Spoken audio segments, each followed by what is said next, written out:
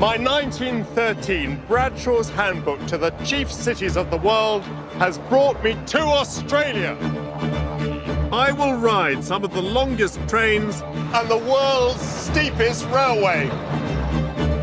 I'll climb blue mountains and cross red deserts. I'll swim above coral reefs and walk upon golden sands. As I journey across this spectacular continent, I'll discover the gold and silver, coal and wool on which this nation was built. I'll encounter her indigenous people and her national heroes, and discover the origins of the millions of immigrants who now call themselves Australians.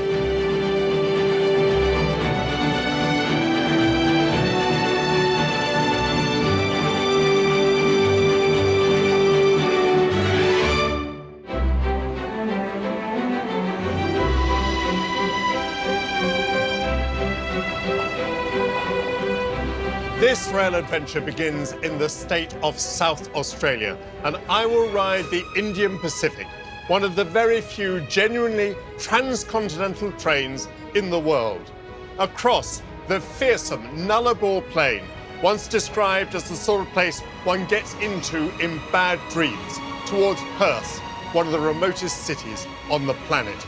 By the time of my guidebook, Australia was an independent, federated nation.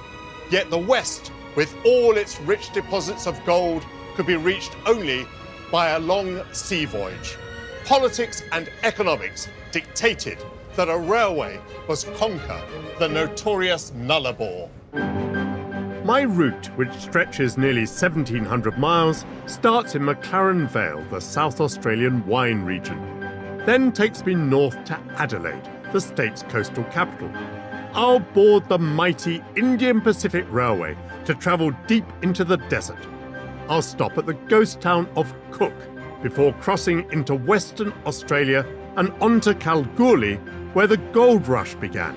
My final destination will be Perth and its port of Fremantle, where British convicts and then orphans first set foot in Australia. On my journey, I'll marvel at the nation's riches. What would they be worth, do you think? Probably just shy of $2 million sitting right in front of us. Traverse the desert in style. Explorers perished crossing this plain. Today it's a little easier. And take a gamble in the outback.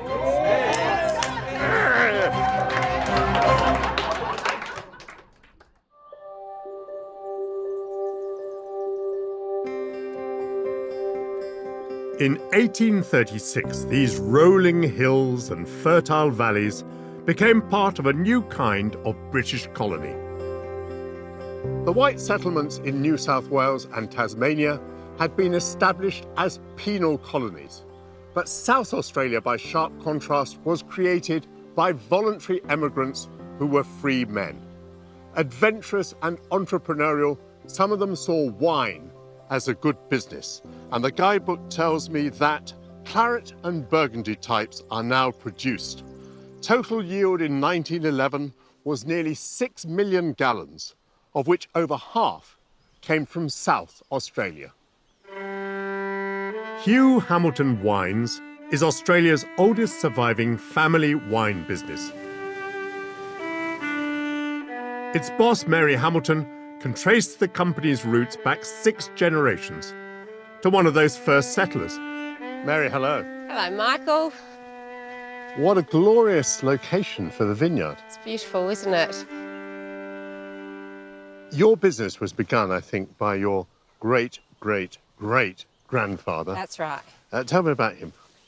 Richard Hamilton was a tailor on the high street of Dover in Kent, and at the age of about 47, which in equivalent terms would have made him a very old man, he packed up his whole life, went and put down £80, which would have been his life savings, on 80 acres in a colony that was not yet formed called South Australia.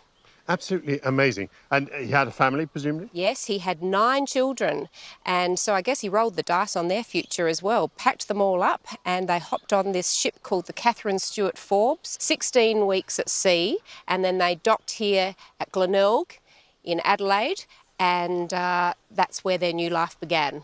What an extraordinary thing to do. Have you speculated on why he wanted to make a new life? He had two lives, it turns out. He was a tailor by day, but by the light of the moon, he was a smuggler.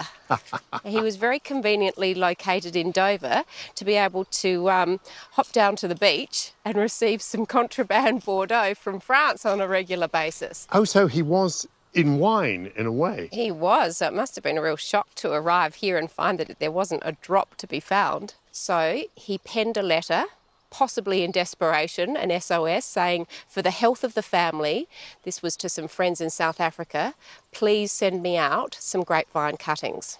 He planted probably the first grapevines in South Australia. He would have been producing more from what we can see than he could have personally consumed, so he probably starts selling it to the neighbours. A fabulous South Australian story. And what do you make of this character, your great-great-great-grandfather? What does he mean to you? In awe of what he did, but the pioneers generally, I think it shows incredible tenacity. Just to even take on the whole challenge late in life of moving as far away as you could possibly go on the promise that life would be better here, and then arrives and finds that his passion for wine is not accommodated, so he does something about it. Today, Australian wine is an industry of more than 40 billion Australian dollars, and this state produces more than half of it. Here they grow 8 different varieties on 80 acres. Well, Mary, you certainly chose the right spot for your tasting room, didn't you? It looks different every day, which makes life interesting. Now, tell me about this fellow here. So this is our 1837 bloodline Shiraz, 1837 being the year that my great-great-great-grandfather Richard arrived in South Australia. It's what he planted first. What is this wrapped around it? This is Richard Hamilton's story. That goes on every bottle? This goes on each bottle. July 28th, 1837, the Kent and Surrey News and Advertiser. Dover Taylor leaves for the new colony of South Australia under a veil of mystery. Mr. Hamilton, Esquire of Dover, a tailor and landowner of some repute with a shop on Snargate Street, is believed to have left with his family.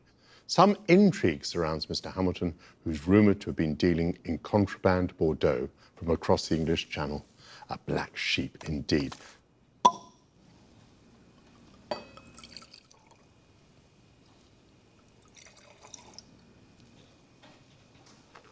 It's a lovely, rich, generous wine, isn't it? Tell me about South Australians. Are they different from other Australians? I think other Australians think we're different. We often get ribbed a little bit for our Adelaide accent.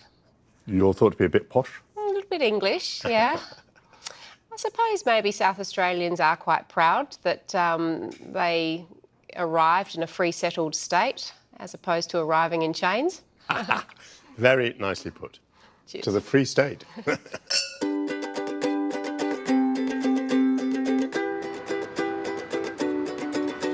Just west of McLaren Vale, at Seaford, I'm taking the Adelaide Metro into the city.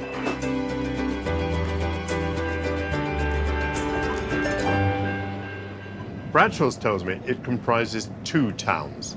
South of the river, the commercial division and the seat of government, 6 miles from the sea.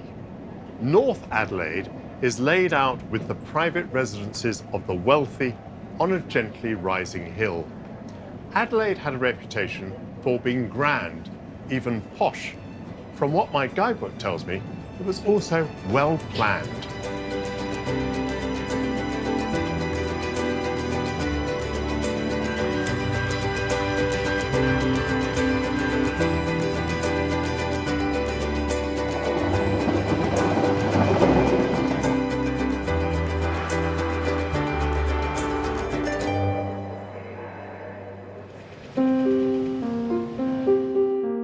Stretching for 12 miles between the Gulf of St. Vincent and the Adelaide Hills, Australia's 5th biggest city is famed for its green credentials, affordable rents and laid-back lifestyle.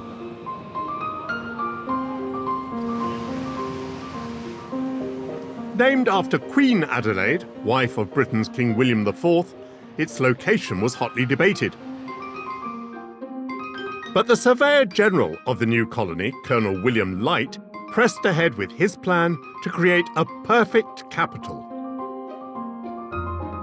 It was to be laid out north and south of the River Torrens, encircled by green open space. A statue, known as Light's Vision, looks down over the city from Montefiore Hill. He created the design with lovely squares in the southern part, and here are the villas of the wealthy ascending the hill. And he surrounded the whole thing with nearly 2,500 acres of parkland. He said that he would leave it to posterity to judge whether he was worthy of praise or shame. His design is still recognizable in the city today, and it has proved to be enlightened. With its grid pattern, wide streets and open spaces, Light's master plan was well ahead of its time and seems to me ideal for modern urban living. What do you think of the planning of your city? I think it's pretty good, actually. It's pretty logical and easy to get around. I've heard it called the 20-minute city. What does that mean? Because it takes me 20 minutes to get everywhere. And is that true? I actually think it is. 20 minutes to like half an hour, maybe 35. Well, that's quite unusual by way of big cities. Well, kind of like a big little city. From its foundation, South Australia aimed to be a utopia for free settlers, with no religious discrimination or unemployment. By the 1870s, some trade unions had even achieved an 8-hour working day, creating time for rest and relaxation. At the time of my guidebook, a dance craze that began in Argentina and swept across Europe arrived on these shores. Andrew and Adrienne Gill run classes here in the park.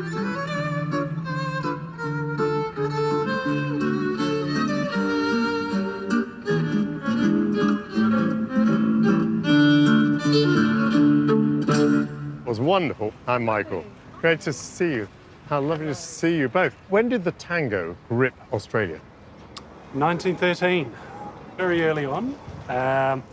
Not well received at first. It was a bit scandalous. I think they worried about it corrupting society. I thought it was too sensual for polite society, and it's kind of interesting. I understand it because tango actually influenced a lot of the changes in fashion as well. They were becoming a bit more daring too. So, you know, but the people loved it. They were attracted to this new phenomenon, and it was taking off all over the world actually. Adelaide's Tivoli Theatre tapped into the new trend. Free lessons were given daily, followed by performances known as tango teas, prompting a local clergyman to condemn it as voluptuous, sensuous, amorous dancing. Against my better judgment, I'm persuaded to have a go. The embrace is really important, so I can't just go up to you and just give you a massive hug like this. This No. Ooh. would be a bit intimidating, wouldn't it? It was okay, actually. So what we can do, there's a bit of a nice way to invite a woman into your arms. What you can do is you can invite me by bringing your left hand up, and I can accept that. You can bring your arm just across my back and complete the embrace. Ooh. Now just take a deep breath and relax and let your shoulders drop. All you need to do is clearly stand on one and start to go for a walk towards her. More confidently you can walk, the easier it is for me to follow you. Look at that. Now, I can see you're worried about standing on her toes. And that's making you avoid them a lot. But if you walk in closer to her feet, it's actually easier for your balance. Here goes.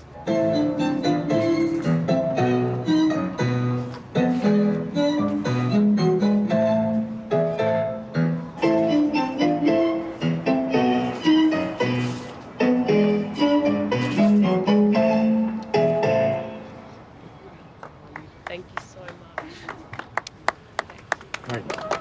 Well done. Thank you both.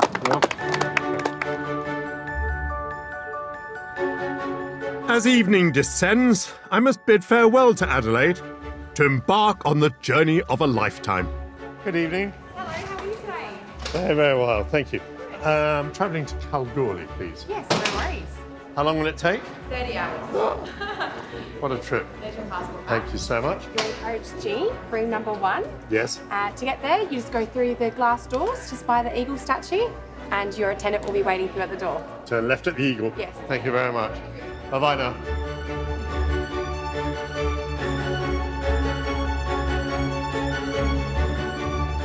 I am boarding the night train, and not just any night train, the Indian Pacific. I'll be travelling more than 2,000 kilometres to Kalgoorlie. That's almost half the total distance between Sydney and Perth. And I'll be crossing the Nullarbor Plain, the most formidable barrier, the most inhospitable environment ever encountered by the white man. Good evening. G1 for me. G1? Yes. Michael? Yes. Hello, Michael. My name's Matt.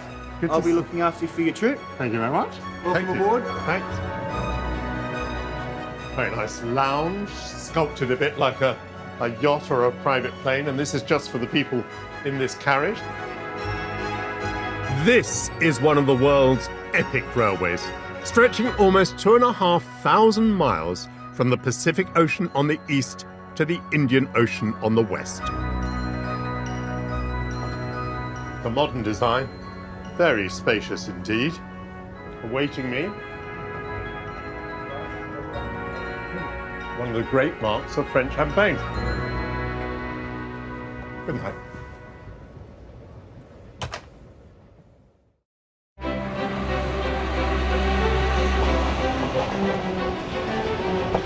Come in. Good morning, Michael. Morning, Matt. That looks very welcome. Here's your green tea. I'll just put it here for you. Thank you. Are we still in South Australia? We're currently still in South Australia, but we'll soon be approaching the Nullarbor. May I have a look outside? Of course. Ooh, wild lands. That looks great. Thank you very much indeed. You're very welcome. Explorers perished crossing this plain. Today it's a little easier. By federation in 1901, all 6 states were linked by rail, except for Western Australia, where there was still a gap of over 1,000 miles between Kalgoorlie and the South Australian town of Port Augusta. In 1912, a team set out from each end to lay the track. 5 years later, they met up at Uldea on the Nullarbor Plain, having created a transcontinental railway. I'd like to talk about all that with the train manager, Deb Munn. At the time of my guidebook, the Transcontinental Railway was kind of breaking news. The project joining West Australia with the other states, providing railway communications from Perth to Adelaide and Sydney, has now been adopted by the federal government. Why was it so important to the Australian government to complete the railway? It was more so important to the West Australian government to have that ability to be able to travel quickly across to the other states. They felt very isolated. They used to have to travel by ship, which would take weeks. Western Australia had already built a railway from Perth to Kalgoorlie, is that right? That's correct. That was completed in 1896. And from Kalgoorlie to Port Augusta, I mean, that's a pretty large chunk that was missing. Yeah, 1,051 miles. What were the main difficulties of building across the plain? It's the largest limestone plate in the world, so when it rains out there, it's very porous and the water runs away. There's no fresh water. There's really no trees to have shelter. There's a really harsh environment to survive. In the summer, the outside temperatures can get in excess of 50 degrees. And then in addition to that, of course, it coincides with the First World War. Yes, they found it really hard to find workers. You get a lot of itinerant workers, Italians, Greeks, a lot of Chinese would have been out there as well. When the railway was completed, how did the locomotives pick up water? They'd have to move water out across the railway line, and that's still done to this day. This line famously includes the longest stretch of straight railway track in the world, almost 300 miles long across the Nullarbor Plain. People that built the railway line, they had such primitive tools, and they did it with picks and axes and shovels and with the help of camels. They did an amazing job. Around 14 hours after leaving Adelaide, we enter the vast Nullarbor. Taking its name from the Latin nullus arbor, meaning no trees, it's an amazing 100,000 square miles of flat, semi-arid desert. Although you can drive along its southern edge, here at its heart, the only way to cross it is by train. Our first stop will be Cook. As well as topping up on fuel and water, we'll drop off our drivers at the end of their shift. They'll spend the night here before returning home in the morning. Adelaide is 1,000 kilometres behind me and Perth 1,600 ahead. We are about 100 kilometres from the nearest sealed road, and yet Cook receives thousands of visitors from all over the world each year thanks to the Indian Pacific. It once had a hospital and a school, but no more. It now has a permanent population of just 4 people.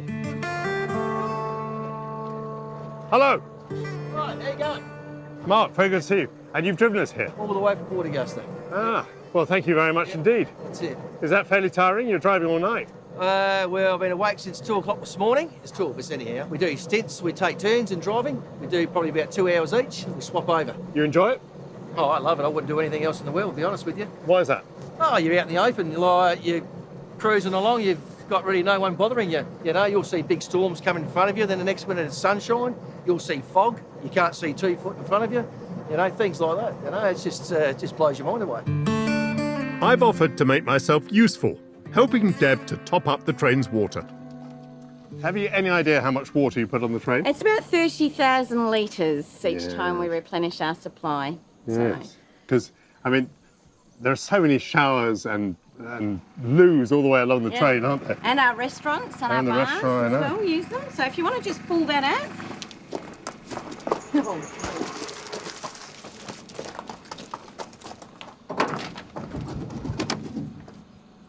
Just like that? So you should start to feel the water coming through. And this water is coming out of that water tower? Yeah, that's correct. The water from here, it's brought in by train. It has a little way of telling you when it's finished, doesn't it? It does, see.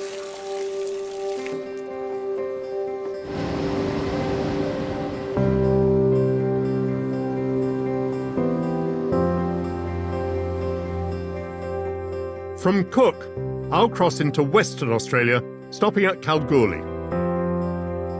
My destination will be Perth, the state's capital.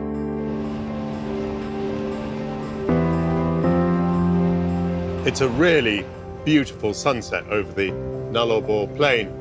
And it's interesting because, like this, it doesn't seem such a very forbidding place. And zooming through it in the luxury of this train, you kind of forget that if by chance you left the train and were out there on your own, you would die. From 1917, Australians could travel the breadth of the country by rail, although different track gauges meant they had to change trains at least 5 times. But in 1969, the gauges were standardised. And a year later, the newly named Indian Pacific train embarked on its first uninterrupted journey. Although you can now fly across this continent in 5.5 hours, some Australians still prefer to take their time and enjoy it over 4 days. Hello, how are you? Very good. What's made you want to do this by train? We're actually celebrating our 50th wedding anniversary. Congratulations. So we just thought we'd stay in Australia, do something different in Australia. And you boarded the train where? Sydney. How do you find it then being on the train so very long? That's great. It's been absolutely relaxing. Met some nice people. They even have a few decent wines here, and that helps the journey as well. It's just a different experience coming on the train. There are 211 passengers on board, and it's head chef Sam Markham's job to make sure that they're all well fed. Hello, Sam. G'day, Michael. How are you, mate? Very good to see you. So you have quite a task on your hands, don't you? And tonight we're doing something rather special. We do an outback dinner under the stars at Royal Inner. So we have a slow-cooked lamb leg, roasted chat potatoes and a coleslaw we put out. And we have a Lamington cheesecake for dessert. Neville's actually getting the sausages ready, so yeah. It's quite an operation, isn't it? It is, yeah, definitely. So how many kitchens do you have at the train? Currently we have 3. If you want to give me a hand? I'd be delighted to. About 1 centimetre thick, we like it. That's great. You're doing a good job. Not easy when it's this tender, it just tends to fall apart on you. How different is it being a chef on a train to being in a restaurant? It's completely different. You're working with different people sort of every trip. You don't have the ability to go home and reset like you would a normal restaurant. So you're on here for 6 days at a time. Well, I think I can happily tell the other passengers that we're going to have a great dinner tonight. Look forward to it. Here at Rawlina, in the middle of the outback, we will feast in style. I love you, too. Thank you very much. Yeah, mate. Take that one out. Thank you very much. Careful, it's a bit hot. Is anybody hungry here? Yeah. There we go. Thank you so much. Oh. Bon appetit. Thank you. May I join you? The lamb is excellent, but I think it's given an extra flavour by being out here in the middle of the desert under a starry sky, picnic style, to our continued journey. Very nice to meet you all. Cheers. Thank you.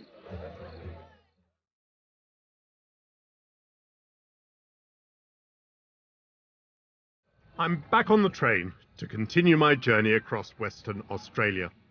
My next stop will be Kalgoorlie, 250 miles away, where I'll spend the night.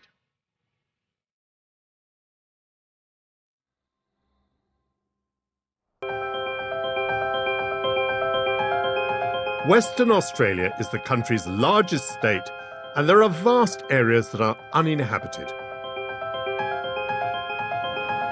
But this morning, in one of its remotest spots, I'm surprised to discover a city. Kalgoorlie, says the guidebook, is the headquarters of the East Coolgardie gold fields on a mineral belt that stretches 5 miles north and south. And it has the feel of a frontier town. But the Wild West, not really.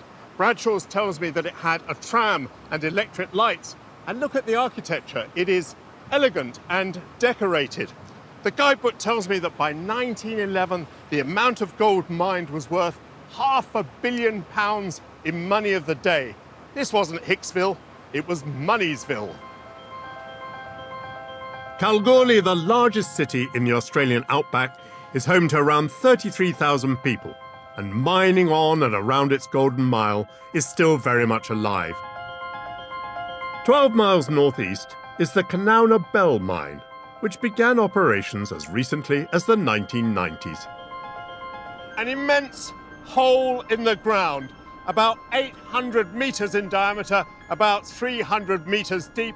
I reckon I could bury the Eiffel Tower in there upside down. It is a gold mine. And the idea is that if you take out tens of thousands of tons of rock, you will be rewarded with a few thousand ounces of gold, and that will make you very rich. I'm meeting local historian Timothy Moore to explore how this prized mineral transformed Western Australia. I believe there was a gold rush in Eastern Australia shortly after that in California. But what happens in the West is much later, is that right? In 1893, gold is discovered here in Kalgoorlie by Patrick Hannon and Tom Flanagan, and that starts the gold rush in Western Australia. It's the biggest gold rush in the late 19th, early 20th century. Although small deposits have been discovered before in the state, the Irish prospectors found what became the most lucrative goldfield in Australia, and the news spread like wildfire.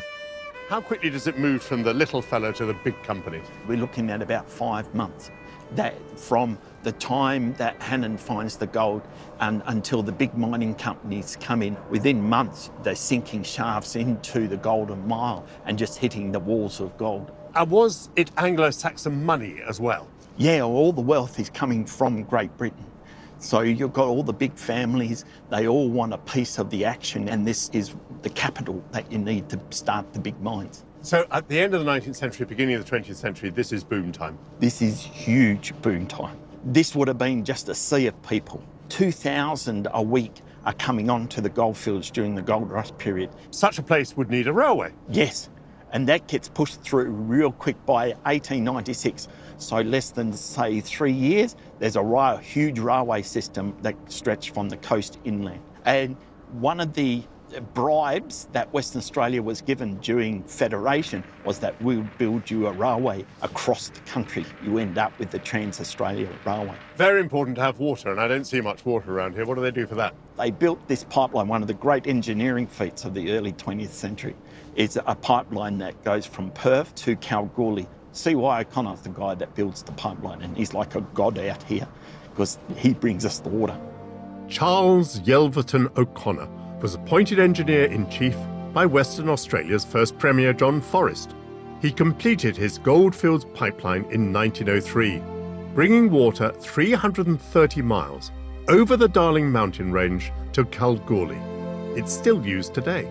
So what is the impact of these discoveries of gold on Western Australia? Up until the 1880s, we have an agricultural society. It's barely ticking over. Gold is found out in Kalgoorlie. It explodes, and this becomes the richest colony in the world. We will still have mining here for a long time. We've got other minerals like nickel, but gold is still king around here. Once the rock is cut out of the mine, the gold has to be extracted at the processing plant. Jim Coxon is the general manager. Jim! Michael. Great to see you. Good to see you. So you've got some enormous machinery in play here. What is it doing? It's basically taking rocks, it's grinding them up into really, really fine particles that are about talcum powder size, and then from there we add chemicals to that material and then try and extract the gold from there. So from that much rock, how much gold do you get out? Anywhere from 2 grams to 10 grams in a ton of rock. That's all one big hole in the ground. Is the area full of mines like that? Yeah, lots of operations around the district. We operate 4 underground mines. The gold price is going well. There's a little bit of a mini boom in Kalgoorlie, and we're really exploring the district for more gold. So once you've reduced it to talcum powder size, how do you get the gold out of it? We basically put it into water, we add some chemicals, and then we place that onto what we call carbon. We pull that carbon off and then take it to the gold room. So you heat it up, melt it, and make it into gold bars. That I have to see. May I? Yes, absolutely. The mine operates 24 hours a day, 7 days a week, with up to 40 people working every shift. I'll tell you what I love about this. I've been to many steel plants which are on an enormous scale, but with a precious metal, it's smaller. It's almost like a cottage industry. An amazing amount of heat is being generated, so clearly the gold is in there. That's right, yes. So we put it into this crucible here, and we're heating up to 1300 degrees centigrade. When it gets the right temperature, we're going to lift it up and pour it out, and because the gold's really heavy, it'll sink to the bottom, and then we'll form gold bars. Gold bars. So you can see the crucible now tipping up. The gold's going to be coming out any moment. Here you can see it coming now. That is spectacular. And it is creating a cascade, a waterfall, as it moves from mould to mould. A fluid, burning river making its way downstream. How absolutely superb. Sparkles like little stars are twinkling within the molten liquid. Ah, that's an amazing sight. Once the bars have been cooled in water, they're cleaned off, ready to be sent to the mint in Perth. It's extremely heavy. It's not quite as refined as the bar of gold that you might find in a vault. It's got little jagged edges here. 3 delightful gold bars there. What would they be worth, do you think? So we have here about 1,000 ounces, so probably just shy of $2 million sitting right in front of us. Wonderful. My retirement. As a booming mining town, Kalgoorlie became notorious for its drinking dens, brothels, and gambling. One of the most popular betting games from the gold rush era is still enjoyed by the locals. Just outside town, Danny Sheehan hosts weekly sessions. But out in the bush, I've clearly come across a classy gaming joint. But the rules of the game are obscure to me. Obviously, they're spinning coins, heads and tails, but there are 2 coins, not 1. And looks like big stakes. Heads! Are you Danny?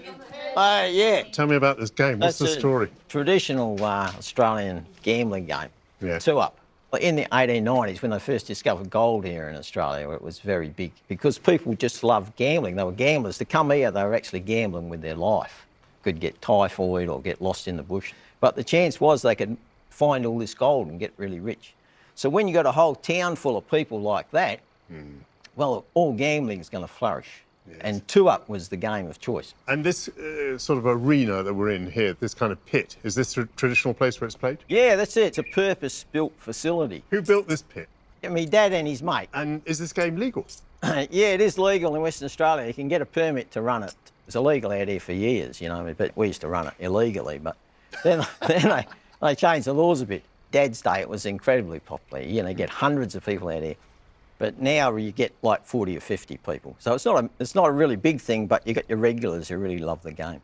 Can I see the method? We put little crosses on the tail side, see? What you're trying to do is you're trying to get two heads to come up. Two heads come up, you win. Bets, ladies and gentlemen. Place all your bets. Very good, all right. So, if you head them, you win $50, all right?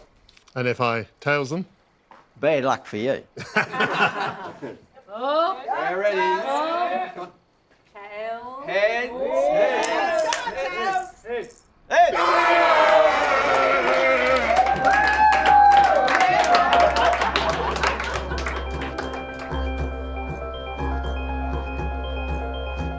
In the remotest parts of Australia's vast outback, it can feel like little has changed since the gold rush over a century ago. Bradshaw's warns me that to the west I will encounter mainly waterless desert. In fact, the state of Western Australia is about 10 times the size of the United Kingdom, with a tiny population very sparsely distributed. Providing it with medical services has always been a challenge. At the airport on the edge of town is the Kalgoorlie branch of the nation's Royal Flying Doctor Service, one of 5 facilities across Western Australia. Andrew Barnes originally trained as a GP in London and has been a flying doctor for over 20 years. Andrew, hello. Michael, very pleased to meet you. Oh, it's wonderful to be here. What a very smart aircraft, and this does a pretty good job for you. You know, it may have just one engine, but can get up to almost 500 kilometres an hour. So what is the maximum distance that you might have to travel to see a patient? From top to bottom is about 1,500 kilometres. So although that may be only 3.5, 4 hours of flying time, you'd have to refuel in the middle, plus there's the pickup time. So for the people in the remote areas, it may be several hours before they get decent medical help. And these people who might be out on a cattle station, a sheep station, do they have a kind of dirt runway? Yes, it can be. I mean, the reality is it's all very professional these days, but we do still land with flares, you know, just oil flares at night. That still happens, depending on the state of the airstrip. The service, the first and now the largest in the world, was founded in 1928 by a clergyman. John flew originally from Melbourne, trained as a pastor, so he was actually not medically trained, but he did a few expeditions into the outback and realised that the medical care for people in the outback is often very difficult. Something which he described as the tyranny of distance. It was his determination and vision that led to the formation of the Royal Flying Doctor Service. So in the old days, how would a patient communicate with the doctor? It started off with the Morse code, then pedal wireless, and of course since then there's been development to VHF radio, which was the main way of communicating in the 50s and 60s. And now, of course, most people have got mobile phone towers, and in the very remote areas, satellite phones. What's it like to be part of this service? I ask you because you come from Britain. You're not an Australian originally. Yes, I got lost. Look, for me, I mean, coming from the UK, this is a dream job. It's incredible the variety of things that I can do. I can do general practice in very remote areas with very isolated people, and then the following day, I could be flying in the middle of the night with an extremely sick patient on full life support. It sounds like you may have quite a sophisticated aircraft. May I take a look on board? Yes, of course, Michael. Come in. Thank you very much. Welcome to my office, the intensive care in a telephone box. It's more like the TARDIS. It's impressive. So you can have 2 patients in here. We can have 2 stretcher patients and 1 sitting patient. The principle of this is that we bring the hospital to the patient. So we bring all the technology bar major surgery. Well, this is a mechanical ventilator. This here is a monitor, for example, which would measure blood pressure, pulse, oxygen saturation. What's the most dramatic thing that you've had to do in midair? The most dramatic thing is, without doubt, having to apply non-invasive ventilation to a patient who's having trouble breathing. And is the service pretty much constantly in use? Oh yes. On an afternoon like this, we would expect to have 6 or 7 aircraft in the air at a given time across Western Australia. In Flynn's time, maybe they would be flying a couple of hundred patients a year. These days, across Australia, the Royal Flying Doctor Service transports over 300,000 patients every year. Superb.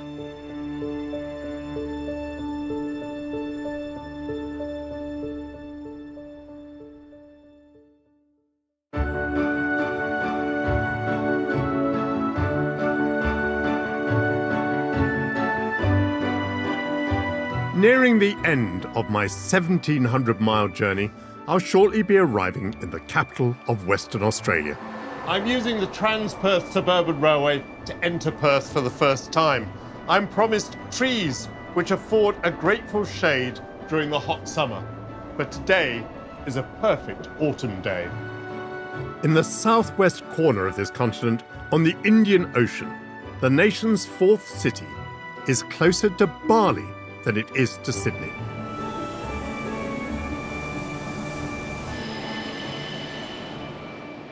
Perth, says Bradshaw's, in a beautiful natural situation on the Swan River, about 12 miles above Fremantle, which forms its harbour at the mouth of the river. In 1890, when West Australia became a colony with a responsible government, there were no more than 90,000 inhabitants. This remote city, capital of a vast unpopulated colony, struggled for survival, propped up by convict labour until the discovery of gold, since which time it's done pretty well. Founded in 1829, it's still one of the most isolated cities in the world. But with its population of 2 million forecast to more than double by the middle of the century, huge investment is transforming its central business district. The Swan River flows through the city centre southwest of the port of Fremantle. At the newly developed Elizabeth Quay, I've been promised a bird's-eye view. What a beautiful day for flying. Perfect day for flying, isn't it?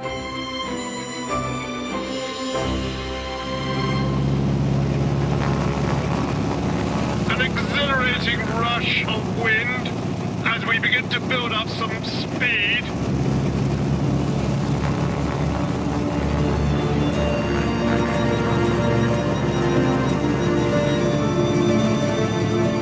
And what is clear now is what a very large quarter Perth occupies. The skyline of Perth is quite stunning. It competes with Sydney, Melbourne and Brisbane. It's fresh, it's new, it's optimistic. The greater urban area of Perth stretches around 50 miles along the coast. The port city of Fremantle was originally separate from the capital, but is now part of the Perth metropolitan area.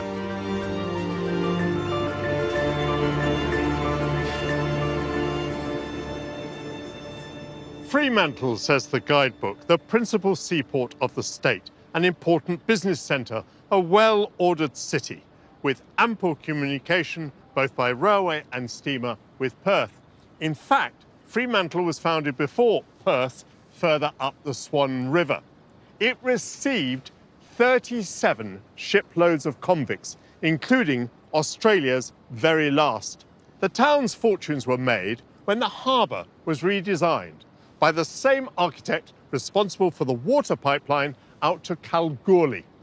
People here remember his name, C.Y. O'Connor, and you can see why.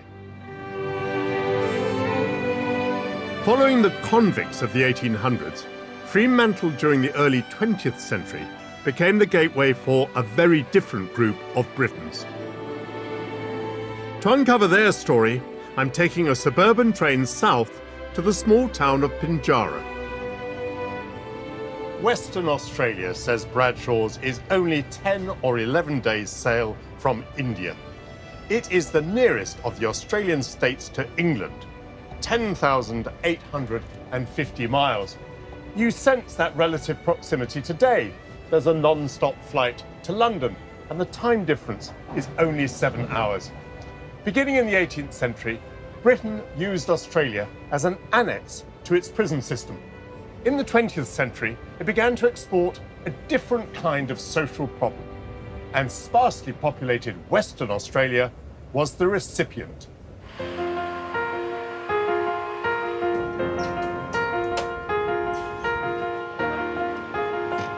Thank you very much. My pleasure. Bye-bye. In 1913, a small group of British children began a new life here at Fairbridge Farm School. The Fairbridge scheme was the brainchild of South African-born philanthropist Kingsley Fairbridge.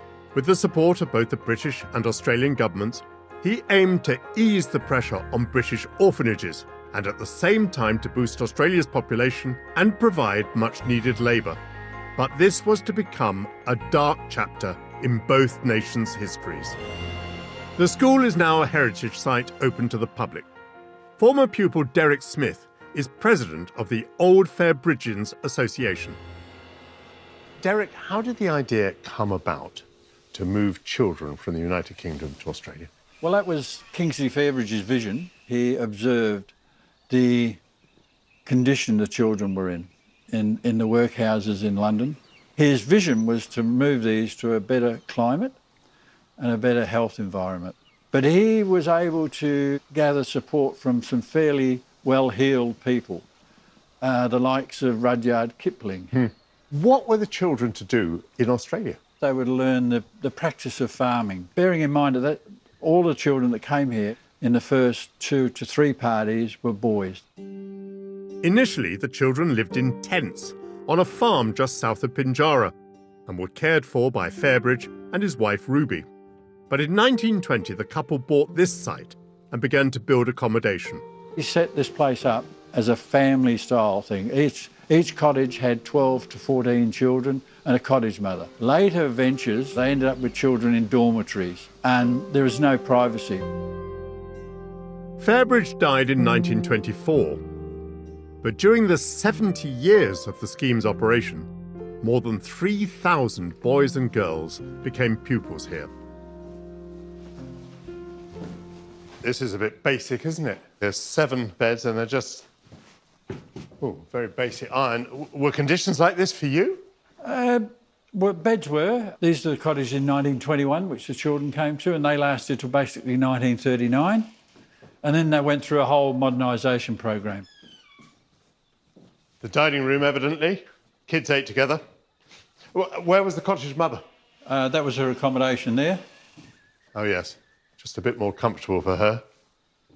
So, Derek, how did you become a Fairbridge kid and come to Australia? I was brought up by my grandmother. My grandmother passed away and I was put into the Fairbridge scheme. What age were you?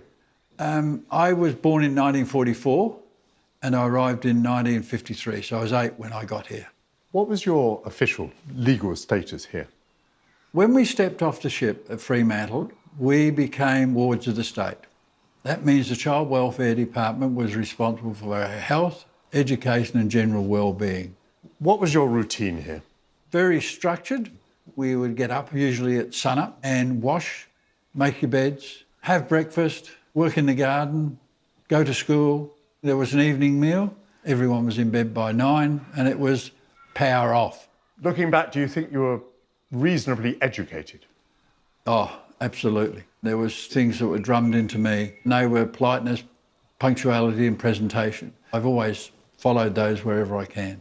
What was the discipline like? Discipline was simple. There was a line drawn in the sands. You knew that if you went across that line, you were punished. Whether the punishment was justified, you had no one to complain to. The punishments were what, beatings? Some people got beatings, excessive use of the cane. While you were here, did you experience any warmth, love, affection? No. Total absence of it. It was very clinical. Love, nah, it just didn't exist. There was no one to go up and when you had a bad day, you cried, no one to cuddle. It just didn't exist. Derek left the school at 16 and worked as a civil engineer and lecturer. Do you look back and think that the Fairbridge scheme helped you? I didn't have any structure to my life. One thing this organisation did, at least gave me the opportunity. I own my own house, I have 2 wonderful children and a wonderful wife.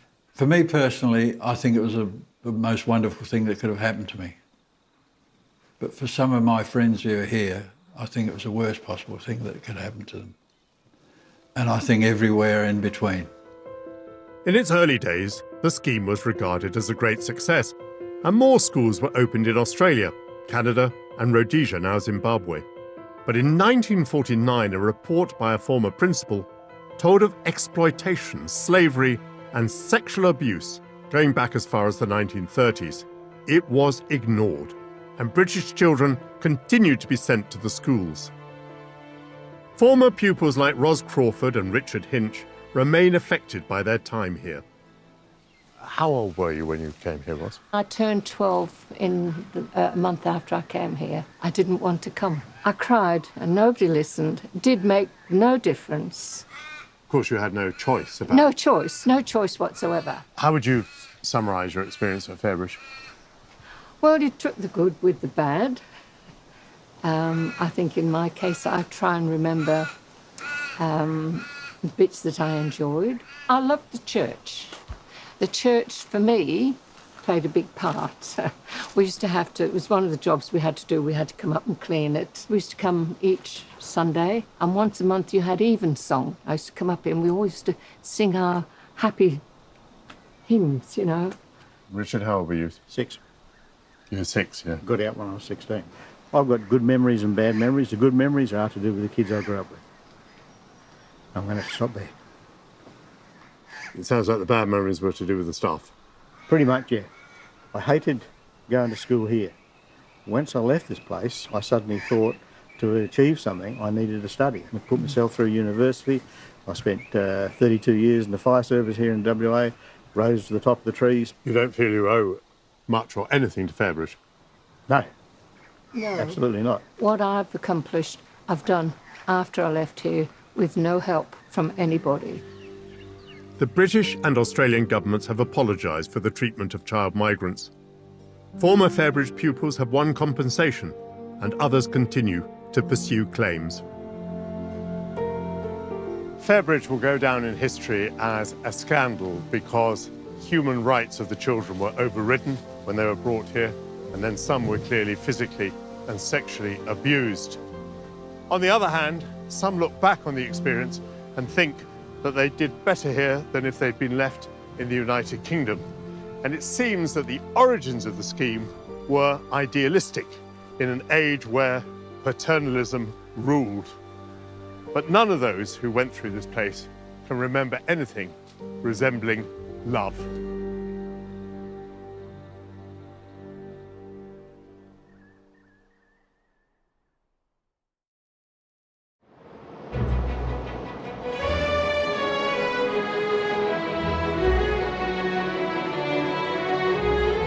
Back in Perth's central business district, amongst its shiny skyscrapers, there are reminders of Australia's colonial past. Although this nation has forged its own identity since gaining independence in 1901, it's still part of the British Commonwealth, and the British monarch remains head of state. To trace this city's royal past, I'm meeting history blogger Jessica Barrett. Here we have the statue of Queen Victoria, and we're in the King's Park. When was their first royal visit to Australia? The first royal visit was in 1867 with Prince Alfred, Queen Victoria's son. Prince of Wales, the future King Edward VIII, came here after World War I. Tell me about that visit. He arrived in Perth on the 1st of July 1920, travelling by train from Albany. He spent 10 days here within Western Australia, and it was part of an extensive tour from May to August around Australia, over 100 towns. Quite a work rate. It certainly is. It would have been exhausting for him. What do you think was the British ambition for the tour? Why did it occur? It was a way to say thank you to the Australian people and to the soldiers who participated during the war. There are lots of different balls and civic events organised, and he came here for a garden party. Haha, you have the invitation. Yes. Civic garden party in honour of HRH, the Prince of Wales, to the official enclosure in front of the Queen Victoria statue, the very place where we are now on the 3rd of July 1920. What was the Prince's mood during the tour? We found it a little bit overplanned, I think, and in particular with the garden party event, he actually had to stand in front of Queen Victoria and acknowledge a horde of Western Australians who filed past him, all the time raising his hat to them for 45 minutes. He was on his way north towards Bridgetown when he was in a railway accident. The tracks had spread due to rain and his carriage toppled over into the ditch. Was he injured? No, he wasn't injured. One newspaper reported that the Prince was saved by a cow, that the cow was on the track and the people were just shooing it out of the way, so the train was just building up speed again. He was said to have emerged from the carriage and said, "At last we have done something that is not in the program." The fact that he was in an accident, they considered him a good sport, that he still carried on with the tour. By the time he left, he was referred to as Prince Charming. These days, the royal family are more frequent visitors down under. But I wonder whether they're still as popular. Jessica has invited me to join her family and friends for a barbecue. Matt, good to see you. You too. So I believe this is in the Australian DNA, isn't it? Yeah, absolutely. Barbecuing. Mm-hmm. Those prawns look nice. I will take them over. Thank you, Matt. Hello, everyone. Hello. Can I join your barbie? Of course. It seems to me that Australia used to be very much connected with Britain, but less so now. Well, I feel like Australia is more multicultural than ever, but I think that's a positive thing. Yeah, I think we're not just connected to Britain, we're connected to everywhere in the world now. Who's a royalist here? Bit of a secret royalist. Secret royalist? Yeah, partial royalist, 50-50. Yeah, 50-50. Any Republican? Little bit. Not really. Little bit. Little bit. If in a few years' time, you know, when things have changed a bit, there were a vote in Australia on the monarchy, what do you think might happen? I think after the Queen's gone, people will be less keen on the monarchy. Yeah, Unfortunately, I think remains so. Yeah. because she's been on the throne since 52, hasn't she? She's been on the throne since the week I was born, or the other way around. Yeah, I think that with the resurgence of the popularity of the younger members of the royal family, I think it's going to stay. I'd be very surprised if it changes for a long time. Well, it's lovely to see you all. What an amazing afternoon. Cheers. Cheers.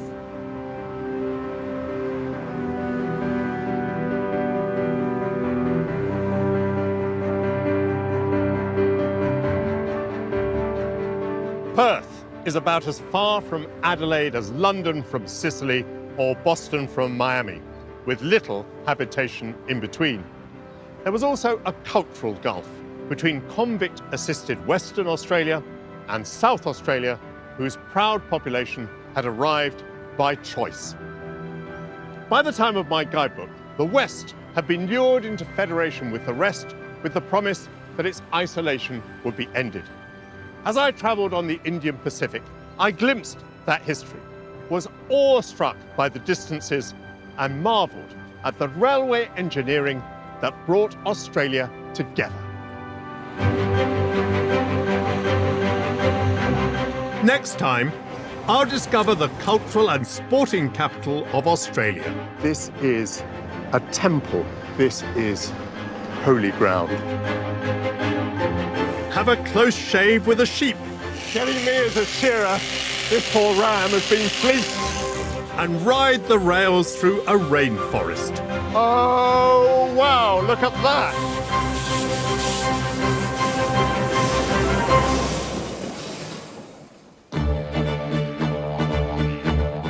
Next here this evening, QIXL takes on Bridge. Well, we have reached Q for quarrels after all. On BBC Sounds now, every episode of the compelling true story of bravery and escape under the Berlin Wall, Tunnel 29. And now over on BBC One, live from the Royal Albert Hall, the Royal British Legion Festival of Remembrance.